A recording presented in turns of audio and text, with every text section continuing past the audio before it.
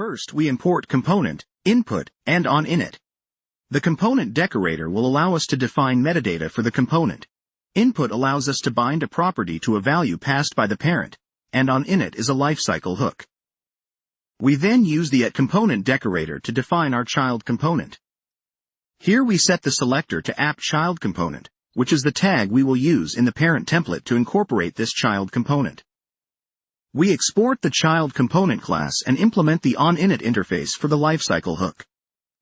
Using the @input decorator, we declare a property named complex data of type any. This will allow us to receive any complex structure from the parent component. Inside the ng OnInit method, which runs after the component initialization, we simply log the complex data to the console for demonstration purposes.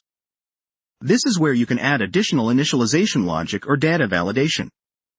Let's dive into the template.